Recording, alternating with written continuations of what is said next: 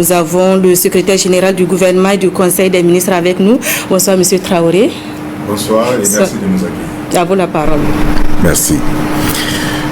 Décret numéro 2024-1565, presse, portant nomination d'un Premier ministre.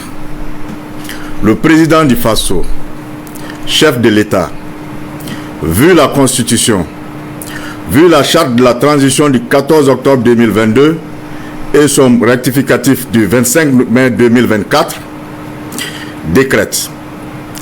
Monsieur Rimtalba Jean-Emmanuel Ouédraogo est nommé Premier ministre.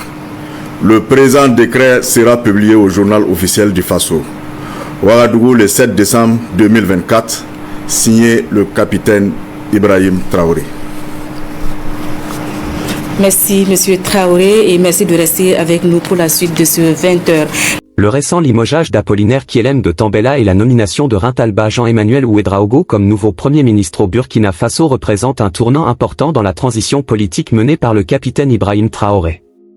Ce changement, intervenu dans un contexte marqué par des défis sécuritaires, économiques et sociaux majeurs, soulève de nombreuses interrogations sur les motivations de cette décision et ses implications pour l'avenir du pays. L'analyse critique de ces événements met en lumière les enjeux sous-jacents, les dynamiques du pouvoir en place et les perspectives pour une transition réussie. D'abord, le choix d'Ibrahim Traoré de remplacer son Premier ministre dans un délai aussi court indique une volonté d'imprimer une nouvelle orientation à son gouvernement. Depuis son accession au pouvoir en septembre 2022, le capitaine Traoré a adopté une posture de fermeté et d'autorité face aux défis complexes auxquels le Burkina Faso est confronté. Cependant, ces changements fréquents dans la structure gouvernementale pourraient également être interprétés comme des signes d'instabilité ou de désaccords internes. Le départ de Tambela, connu pour ses positions tranchées sur certaines questions économiques et diplomatiques, reflète peut-être une divergence stratégique avec le président de la transition. La nomination de Rintalba Jean-Emmanuel Ouédraogo comme Premier ministre est un choix stratégique. Ancien journaliste et ministre de la Communication, Ouédraogo est une figure civile proche du pouvoir militaire, ce qui en fait un pont entre les deux sphères. En tant que porte-parole du gouvernement, il a joué un rôle central dans la gestion de l'image et du discours de l'administration Traoré, surtout dans un contexte de tensions internes et de pressions extérieures. Ce parcours, marqué par sa montée progressive au sein des cercles de pouvoir, témoigne de sa loyauté envers le capitaine Traoré. Sa nomination au poste de Premier ministre pourrait donc être perçue comme une tentative de renforcer l'adhésion populaire à la transition tout en assurant une continuité dans la gestion des affaires publiques.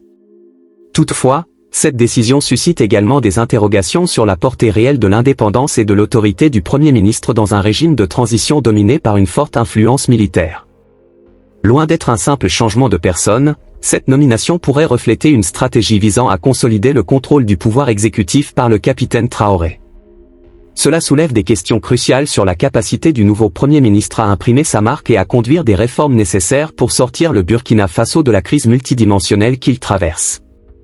Sur le plan politique, cette transition reste marquée par une tension constante entre la recherche de légitimité et la nécessité d'efficacité. Le capitaine Traoré, en tant que leader militaire, s'est engagé à redresser la situation sécuritaire du pays, notamment face à la menace croissante des groupes armés terroristes. La population burkinabé, lassée par des années d'instabilité, attend des résultats tangibles en matière de sécurité et de développement. Dans ce contexte, la nomination d'un nouveau Premier ministre peut être perçue comme une tentative de redynamiser l'action gouvernementale et de répondre aux attentes populaires. Cependant, ces changements fréquents peuvent également nuire à la perception de stabilité et de cohérence au sein du gouvernement de transition. Chaque remaniement ministériel entraîne une phase d'adaptation qui ralentit souvent la mise en œuvre des politiques publiques. De plus, cela peut alimenter une méfiance au sein de l'opinion publique, certains y voyant des luttes de pouvoir interne plutôt qu'un réel souci d'efficacité.